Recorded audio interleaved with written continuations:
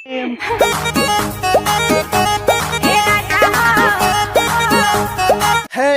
दौड़े। अरे बुरबका देने तू बल्टिया में पनिया भर के काहे खाती लेली हस रे? अरे जगदेव चाचा तू देखत नहीं खो हई मैडम जी के गर्मी होता तो हम सोचनिया नु कि मैडम जी के पानी पी के ठंडा दी। भाई लोग वीडियो ही देखो लो, कॉमेडी वीडियो हो और बहुत ही वीडियो में मजा आवेला बा। और अगर वीडियो देखबो लो तो वीडियो क्लिप छोड़ के ना जाए का मन करी। अगर सही में कहता नहीं तो वीडियो के लास्ट तक देखो, चलता नहीं वीडियो के स्टार्ट कर देता नहीं।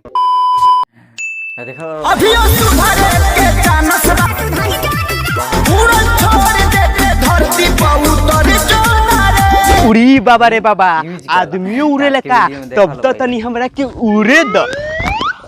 अरे बाप रे बाप, गोर टूट गई रे। का मर्दे खेसारी भैया तू झूठे बोले लका ना। तू है मैडम जी के का कहलावा कि उड़ल छोड़ दे धरती पर उतर दे रे। हम मर्दवा सोचनी कि उ सांचो खानी उड़त ये तो हमहू सोचनी उड़ ली आ उड़े के चक्कर में अपन गोर तोड़ लेनी। मगर जान तरह खेसारी भैया है मैडम जी नु उड़त नहीं की, ई लइकन सन के देखावत करे वाला। ओहो देख एकदम ध्यान से देख लो लोग, ओखिया फाड़ के।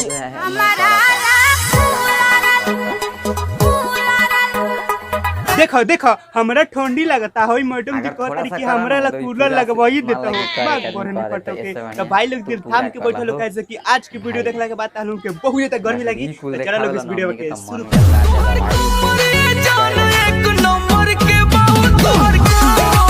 वाह वाह का गाना बा। ई गाना सुन के पूरा दुनिया के लोग सोच में पड़ जाई। मगर एगो बात औरी, ई समर सिंह खाली कमर पर गाना काहे गायलन?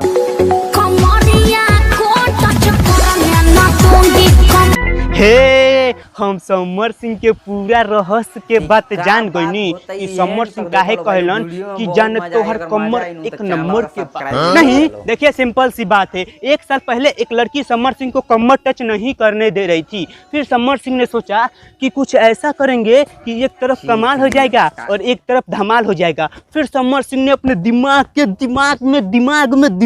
दिमाग में घुसे।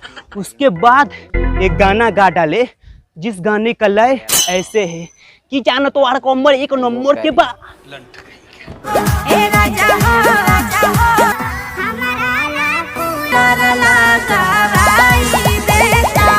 ए रुको मैडम जी, कूलर लग जाई। तारा राजा जी खातिर कूलर लगावल कोनो बड़का भारी बात नहीं है। मगर तू एगो बात हमार ध्यान से सुन लो, तू नु इतना कस के दहिया उठ के हिला के मत नाच ना तो हाँ देख लो अश्लीलता देख। हाँ ना तो कहीं बोलतियों से कुछ गलत चीज हो जाए नू तो कैमरा में सोच में पड़ जाई।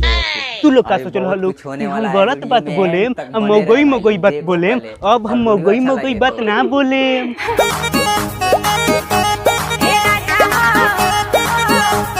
है दौड़े। अरे बुरबका देने तू बल्टिया में पनिया भर के काहे खाती लेली हस रे? अरे जगदेव चाचा तू देखत नहीं खो हई मैडम जी के गर्मी होता तो हम सोचनिया नु कि मैडम जी के पानी पी के ठंडा दी। हई कौन डांस है यार? ये डांस देखला से बढ़िया बा कि हम एक बाल्टी पानी से नहा लेती और नहा के फ्रेश हो जाती।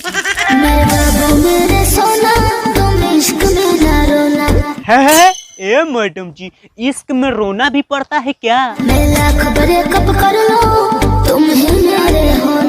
अच्छा तुम ब्रेकअप कर लो, काहे से कि अब हम लड़के लड़की पर 1% भी गुस्सा नहीं होंगे। काहे से कि लड़की सन के प्यार साला चाइना के माल हो। चाइना के माल हो है।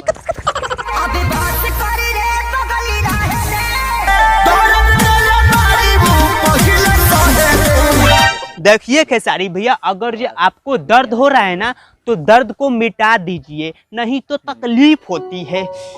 अगर जो कोई भी इंसान दर्द में जी रहा है तो कृपया कर आप लोग दर्द को मिटा दीजिए क्योंकि तकलीफ होती है।